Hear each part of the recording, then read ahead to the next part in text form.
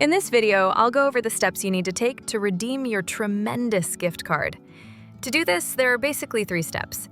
So when you receive a gift card, they will send it to your email address. From this email, you see right here, so rewards@rewards.tremendous.com, you're going to search for that email address and then open up the email. Then from within the email, there will be a redeem button, which you want to go and click on. Once you click on redeem, you will get to the redemption page where you can then choose a product. So you can do a prepaid card or a gift card.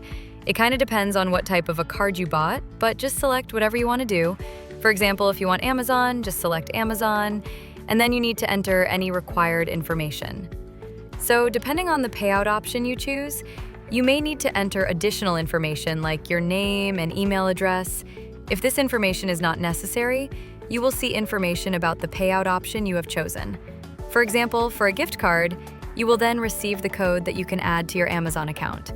For example, you can just receive your payout, and Tremendous will make your payout available to you as quickly as possible. So that's how to redeem your tremendous gift card. If this video was helpful, please consider leaving a like and subscribing to my channel. With that being said, I will see you in the next video.